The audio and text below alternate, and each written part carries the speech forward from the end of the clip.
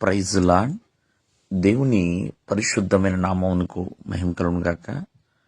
ప్రభు పేరిట మీ అందరికీ హృదయపూర్వక వందనాలు.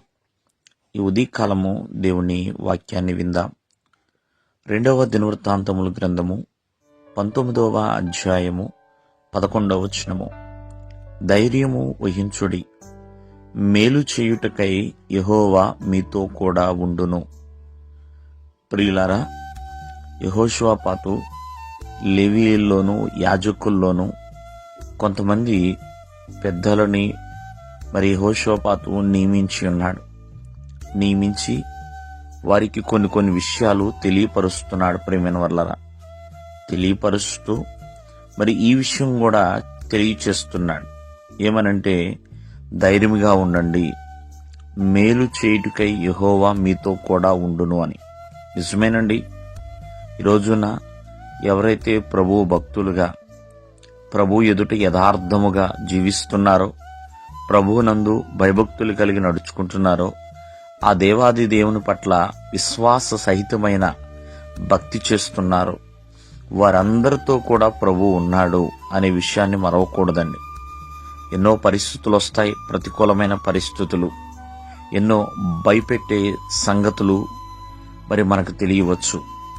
అటువంటి పరిస్థితుల్లో కూడా ధైర్యము కలిగి ఉండాలి. ధైర్యము కలిగి ఉన్నప్పుడు దేవుడు మనతో కూడా ఉన్నాడు, భయపడవద్దు అనే ఒక ధైర్యాన్ని మనం కలిగి ఉండాలండి.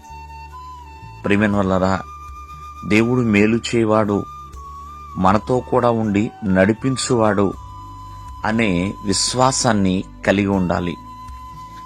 ప్రియమైన వాళ్ళరా, దావీదు భక్తుడు మాట అంటూ ఉంటాడు, నేను ఒక్కడైనా ఒంటరిగా ఉన్న ప్రియమైన వాళ్ళరా, ఎప్పుడూ కూడా నా దేవుడు నాకు తోడుగా ఉన్నాడు.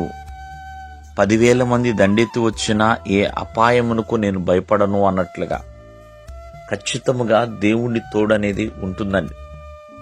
యెహోవా మనతో ఉన్నాడు అని ఆనాడు శిష్యులతో కూడా యేసుక్రీస్తు వారు చెప్తున్నాడు, సదాకాలము నేను మీతో కూడా ఉన్నాను అన్నట్లుగా. ఆనాడు యెహోషువతో కూడా దేవుడు చెప్పాడు, నేను విడవను, నిబ్బరం కలిగి ధైర్యముగా ఉండుము అన్నట్లుగా.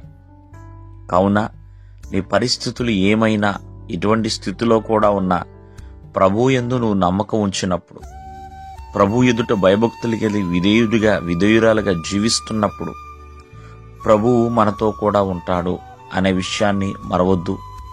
ధైర్యముగా ఎల్లప్పుడూ ఎలా ఆరాధిస్తున్నామో అలాగే ఆరాధిస్తూ ముందుకు కొనసాగినప్పుడు మనల్ని బలపరుస్తాడు, మన పట్ల ఎన్నో ఆశ్చర్యమయ కార్యములు చేస్తాడు. దేవుడు మిమ్మల్ని ఆశీర్వదించునుగాక. ఆమేన్.